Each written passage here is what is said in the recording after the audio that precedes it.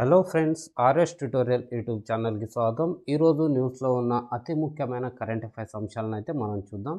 So దీంట్లో భాగంగా friends, ఈ వీడియోని స్కిప్ చేయకుండా చివరి వరకు చూస్తే మీకు ఖచ్చితంగా ఈ 7 అంశాలపైన ఒక క్లారిటీ అయితే వస్తుంది.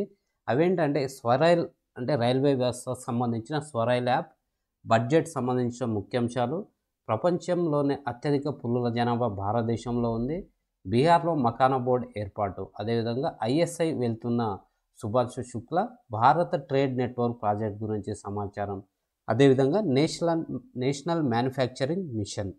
సో చూస్తే ఫస్ట్ వచ్చేసి మనకు స్వరైల్ సూపర్ యాప్ అనేది దీన్ని రైల్వే అనేది ప్రయోగాత్మకంగా ప్రవేశపెట్టింది. 1000 మంది యూజర్లు మాత్రమే ఫస్ట్ డౌన్లోడ్ చేసుకొని ఉపయోగిస్తారు. వారి యొక్క స్పందన అభిప్రాయాలను అంచనా వేసిన తర్వాత రెండవ దశలో 10,000 మందికి ఇది అవకాశం ఇస్తారు. ఆ తర్వాత దాంట్లో మార్పు చేర్పులను చేసి ప్రవేశపెట్టడం జరుగుతుంది. దీని ద్వారా ఆన్లైన్ టికెట్ బుకింగ్ కావచ్చు, క్యాన్సిలేషన్ కావచ్చు, సో రైలుకి సంబంధించి డైరెక్ట్ ట్రాకింగ్ చేయడం, అదేవిధంగా రైల్లో మనం ప్రయాణిస్తున్నప్పుడు ఆహార పదార్థాల బుకింగ్ కావచ్చు, పార్సెల్స్కి సంబంధించి వీటన్నిటికి సంబంధించి అయితే దీంట్లో సర్వీసెస్ ఉంటాయి. సో ఈ బడ్జెట్లో అనేక ముఖ్యాంశాలు ఉన్నాయి. సో ఫ్రెండ్స్, మనకు ముఖ్యంగా 4 గ్రోత్ ఇంజన్లను ఆధారంగా చేసుకొని మనకి బడ్జెట్ ప్రవేశపెట్టారు. సో అది వచ్చేసి వ్యవసాయం, ఎంఎస్ఎంఈలు, పెట్టుబడులు మరియు ఎక్స్పోర్ట్స్. సో మరొక ముఖ్యమైన అంశం ఏంటంటే, డొనాల్డ్ ట్రంప్ అధికారంలోకి వచ్చిన తర్వాత అమెరికాలో జీరో ఇన్కమ్ ట్యాక్స్ అనేది తీసుకురావడం జరుగుతుంది. ఈ నేపథ్యంలో మన దేశంలో కూడా ఈ ఇన్కమ్ ట్యాక్స్ వ్యవస్థలో అనేక మార్పులు చేశారు. సో దాంట్లో భాగంగా 7 నుంచి 12 లక్షల వరకు జీతం పొందుతున్న వ్యక్తులు ఇన్కమ్ ట్యాక్స్ చెల్లించాల్సిన అవసరం లేదని చెప్పేసి కీలకంగా మనకు అయితే ఈ బడ్జెట్లో చెప్పడం జరిగింది. సో ఇక్కడ వీటన్నిటికి సంబంధించి కీలకమైన అంశాలను అయితే ఇచ్చాను ఫ్రెండ్స్. మీరు ఒకసారి ఈ పీడిఎఫ్ కూడా నేను కింద డిస్క్రిప్షన్లో పెడతాను, మీరు డౌన్లోడ్ చేసుకొని చూసే ప్రయత్నం చేయండి. సో ఇక్కడ ఏంటంటే మనకు ప్రధానమంత్రి ధన్ ధాన్య కృషి యోజన ఏదైతే బిలో 100 జిల్లాలు అంటే వ్యవసాయం యొక్క ప్రొడక్టివిటీ తక్కువగా ఉన్న 100 జిల్లాలను ఎంపిక చేసి అక్కడ 1.7 కోట్ల మంది రైతులకు ఉపయోగపడేలాగా ఈ ప్రధానమంత్రి ధన్ ధాన్య కృషి యోజన తీసుకురావడం జరిగింది. పప్పుల్లో ఆత్మనిర్భరత కోసం ప్రత్యేకంగా మిషన్, అదేవిధంగా క్రెడిట్ కార్డు రుణ పరిమితి అనేది 3 లక్షల నుంచి 5 లక్షలకు పెంచడం జరిగింది. క్రెడిట్ అంటే ఫ్రెండ్స్ ఇక్కడ కిసాన్ క్రెడిట్ కార్డు గురించి చెప్తున్నాను. అదేవిధంగా ద్రవ్యలోటు 4.8% నుంచి మనకు ఉంటుంది ఈ సంవత్సరం. వచ్చే సంవత్సరం వచ్చి 4.4%. అదేవిధంగా మనకు 50,000 ప్రభుత్వ స్కూళ్ళలో అటల్ టింకరింగ్ ల్యాబ్ల ఏర్పాటు జరుగుతుంది. 500 కోట్లతో విద్య కోసం ఏఐలో ఎక్సలెన్స్ సెంటర్, ఆర్టిఫిషియల్ ఇంటెలిజెన్స్ విషయంలో ఒక ఎక్సలెన్స్ సెంటర్ ఏర్పాటు చేయబోతున్నారు. అదేవిధంగా ఈ గిగ్ వర్కర్లకు కూడా గుర్తింపు కార్డులు ఇస్తారు. ఈశ్రమ్ పోర్టల్లో వాళ్ళు నమోదు చేసుకోవచ్చు. హెల్త్ కేర్లో కూడా నమోదు చేసుకోవడానికి అవకాశం ఉంటుంది. దీనికోసం ప్రధానమంత్రి ఆరోగ్య యోజన కింద ఈ గిగ్ వర్కర్లకు ఈ గుర్తింపు కార్డులు ఇవ్వడం అనేది జరుగుతూ ఉంది. అదేవిధంగా చిన్న తరహా న్యూక్లియర్ రియాక్టర్లు వాటి యొక్క పరిశోధన మరియు అభివృద్ధి కోసం న్యూక్లియర్ ఎనర్జీ మిషన్ తీసుకురావడం జరుగుతుంది. అదేవిధంగా ఈ ఉడాన్ పథకంలో సవరణలు. సో ఫ్రెండ్స్, అదేవిధంగా మ్యానుస్క్రిప్ట్ల సర్వే మరియు పరిరక్షణ కోసం జ్ఞాన భారతి మిషన్ ఏర్పాటు చేయడం జరుగుతుంది.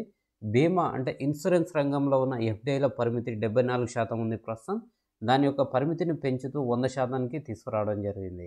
అదేవిధంగా మనకు జన్ విశ్వాస్ బిల్లు 2.0 కూడా ప్రవేశపెట్టడం జరుగుతుంది ఫ్యూచర్లో. సో ఫ్రెండ్స్, మనకు ఇవి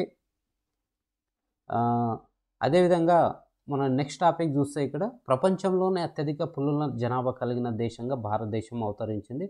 సో ఇది పీర్ రివ్యూడ్ అనే ఒక రీసెర్చ్ జర్నల్లో మనకు ప్రచురించిన అంశాల ఆధారంగా ఈ న్యూస్ అయితే వార్తల్లో ఉంది.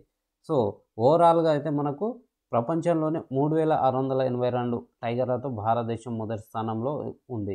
ఇది మొత్తం ప్రపంచ పులుల జనాభాలో 70%. సో ఫ్రెండ్స్, ఇక్కడ ఈ న్యూస్ చాలా ఇంపార్టెంట్ కాబట్టి దీని యొక్క పీడిఎఫ్ ఆల్రెడీ నేను డిస్క్రిప్షన్లో పెడుతున్నాను, ఇది డౌన్లోడ్ చేసుకొని చూసే ప్రయత్నం చేయండి. సో తక్కువ సమయంలో మీకు కరెంట్ అఫైర్ మీ ముందుకు తీసుకురావాలనే ప్రయత్నంలో భాగంగా నేను స్టార్ట్ చేశాను. సో రాబోయే 2-3 రోజుల తర్వాత నుంచి ఈ 2-3 రోజుల్లో మనం ఈ కరెంట్ అఫైర్స్ అంతా ఇంకా పూర్తి స్థాయిలో మీకు తీసుకురాబోతున్నాను. సో బీహార్లో మకానా బోర్డు ఏర్పాటు. సో ఫ్రెండ్స్, ఇక్కడ ఈ ఫోటోలో కనిపిస్తున్నది ఇది ఒక ఫ్లవర్ జాతికి చెందినది. సో ఇది ఫ్లవరు. సో దీంట్లో ఏంటంటే మనకు కొవ్వు అనేది తక్కువగా ఉంటుంది, కార్బోహైడ్రేట్లు అధికంగా ఉంటాయి. సో అదేవిధంగా దీంట్లో మనకు లభించే ఇంకా పదార్థాలు ఏంటంటే proteins, carbohydrates, fibre, magnesium, potassium, phosphorus, iron, zinc అధికంగా ఉంటాయి. అదేవిధంగా sugar, protein, ascorbic acid, phenol content పరంగా బాదం, వాల్నట్, కొబ్బరి, జీడిపప్పు వంటి డ్రై ఫ్రూట్స్ కంటే ఇది చాలా మెరుగైనదని మనం చెప్పవచ్చు.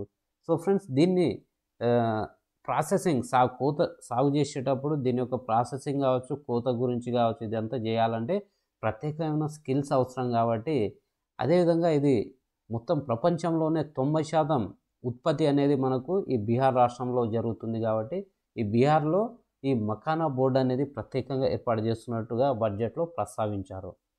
సో ఐఎస్ఎస్కి వెళ్తున్న తొలి భారతీయుడిగా శుభాంశు శుక్లా. సో యాక్సియోమ్ 4 మిషన్లో భాగంగా స్పేస్ వాక్ సంస్థ అభివృద్ధి చేసిన ఈ డ్రాగన్ స్పేస్ క్రాఫ్ట్ నాసా మాజీ ఆస్ట్రోనాట్ పెగ్గీ విట్సన్ సారథ్యం వహించగా దీన్ని పైలట్గా మన శుభాంశు శుక్లా వెళ్ళనున్నారు. అయితే ఫ్రెండ్స్, ఇక్కడ ఏంటంటే మనకు ఇప్పటివరకు అంతరిక్షంలోకి వెళ్ళిన భారతీయ సంతతి వ్యక్తులు ఎవరు అనేది కూడా ఇక్కడ ఇచ్చాను. ఫస్ట్ వచ్చేసి రాకేష్ శర్మ, ఆ తర్వాత కల్పన చావ్లా, సునీత విలియమ్స్, శిరీష బండ్ల, తర్వాత ఆండీ సాధ్వని.